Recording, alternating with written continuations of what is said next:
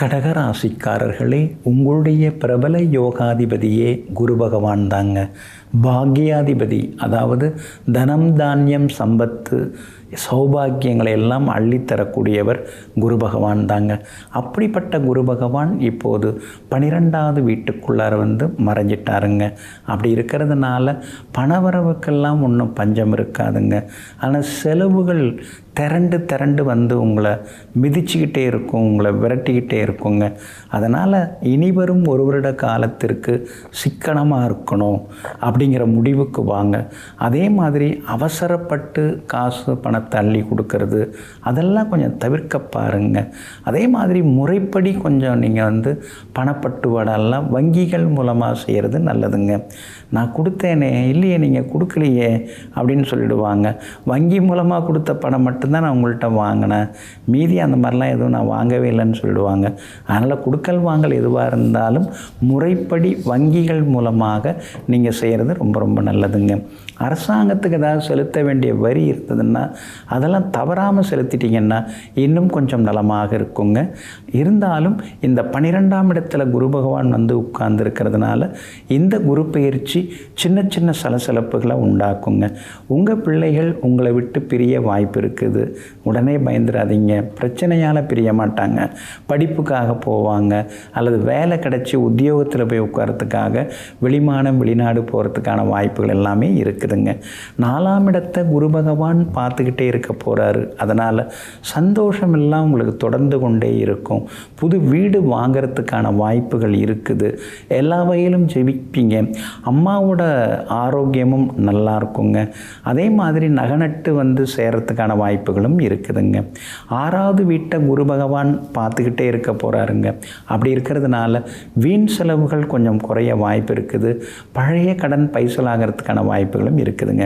8வது வீட்டையும் குரு பகவான் பார்த்துக்கிட்டே இருக்கிறதுனால நீங்களும் கொஞ்சம் வெளிநாடு போகிறதுக்கு வாய்ப்பு இருக்குது. பிள்ளைகளை போய் பார்த்துட்டு வரலாம், ஒரு 2 மாதம் வெயில் அடிக்கும் போது இருந்துட்டு வரலாம் அப்படிங்கிற முடிவுக்கும் வருவீங்க. ஒரு சிலருக்கு வெளிநாட்டு நிறுவனத்தில் வேலை கிடைக்கிறதுக்கான வாய்ப்புகளும் இருக்குதுங்க. 12வது வீட்டில் குரு பகவான் மறைஞ்சிருக்கிறதுனால உங்களுடைய உத்தியோகத்தில் மறைமுக எதிர்ப்புகள், மறைமுக போட்டிகள் இதெல்லாம் இருக்கும். வெளிப்படையாக பேசுகிறத கொஞ்சம் தவிர்க்க பாருங்கள். ஏன்னா முன்னாடி நீங்கள் பேசுனீங்க, எல்லாரும் கேட்டுட்டாங்க. இப்போல்லாம் உங்களுடைய வெளிப்படையான பேச்சுக்கு எதிர்ப்புகள் வர ஆரம்பிக்கும். அதனால் உத்தியோகத்தில், அலுவலகத்தில் கொஞ்சம் அமைதியாக பேசுகிறது ரொம்ப நல்லதுங்க. வியாபாரத்தை பொறுத்த வரைக்கும் லாபம் ஒன்றுமே குறையாது, லாபம் அதிகமாகிக்கிட்டே தான் போகும். இப்போ நீங்கள் வாடகை இடத்துல கடையை வச்சுருக்கீங்கன்னா அந்த இடத்தோட ஓனர் இருக்கார் இல்லைங்களா, அவரை பகச்சிக்காமல் இருக்கிறது நல்லது. அது கொஞ்சம் பார்த்துங்க. திடீர்னு அவர் எனக்கு தேவைப்படுதுங்க, அதனால் நீங்கள் காலி பண்ணுங்க அப்படின்னு சொல்கிறதுக்கான சூழ்நிலைகள் இருக்குது. அதில் மட்டும் கொஞ்சம் கவனமாக இருக்கிறது நல்லதுங்க. மற்றபடி இந்த குரு பயிற்சி உங்களுக்கு எல்லாத்துலேயுமே நல்லது தான் செய்ய போகிறாரு. எதுவும் கெடுதல் செய்ய போகிறதில்ல. சேமிப்புகளில் கரைப்பார், ஆனால் செலவுகளை அதிகமாகிட்டே போவார். ஆனால் அதே நேரத்தில் உங்களுக்கு வருமானத்தை குறைக்க மாட்டார், வசதி வாய்ப்புகளையும் குறைக்க மாட்டார். சின்ன சின்னதாக சிலர் உங்களை பற்றி ஏதாவது வதந்திகளை பரப்பி விடுவாங்க. அதெல்லாம் நீங்கள் கண்டுக்காமல் இருக்கிறது ரொம்ப ரொம்ப நல்லது. அப்புறம் ஆரோக்கியத்தில் அக்கறை காட்டுங்க. தண்ணீர் நிறையா குடிங்க. ஏன்னா உங்களுக்கு குரு 12வது வீட்டில் காற்று ராசியில் உட்கார்றதுனால தண்ணீர் அதிகமாக குடிக்கிறது ரொம்ப நல்லதுங்க. எப்படி பார்த்தாலும் கடகராசிக்காரங்களுக்கு கணக்கெடுத்து பார்க்கும் பொழுது புனர்பூசம் நட்சத்திரக்காரர்கள் தான் ரொம்ப ரொம்ப கவனமாக இருக்கணும். ஏன்னா உங்கள் நட்சத்திரத்தில் தான் அதிக நாள் பயணம் செய்கிறாரு. கவனமாக இருக்கணும், உடம்பை பார்த்துக்கணும். அதே மாதிரி பூச நட்சத்திரக்காரர்களுக்கு திடீர் யோகங்கள்லாம் உண்டு.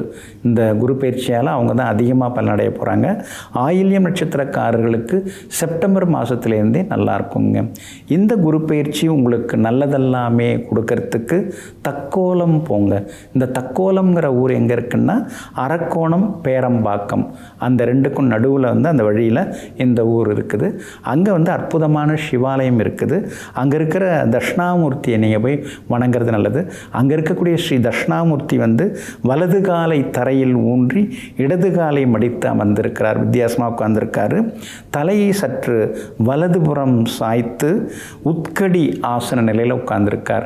அவரை போய் தரிசனம் பண்ணிட்டு வாங்க, ஏதாவது ஒரு வியாழக்கிழமையில் தரிசனம் பண்ணிட்டு வாங்க.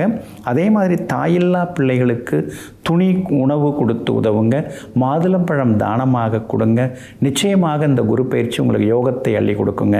நெஞ்சிற்கினியவர்களே, வியாழக்கிழமையாகிய இன்றைய நாள் யோகிகள் தவசிகள் மகரிஷிகளின் அருளாசியால் வெற்றி திருநாளாக உங்களுக்கு அமையட்டும். மீண்டும் நாளை காலை சந்திப்போம். நன்றியுடன் உங்கள் ஜோதிட முனைவர் KP வித்யாதரன். வணக்கம். உடனுக்குடன் செய்திகளை தெரிந்து கொள்ள சன் நியூஸ் பெல் ஐகானை கிளிக் பண்ணுங்க.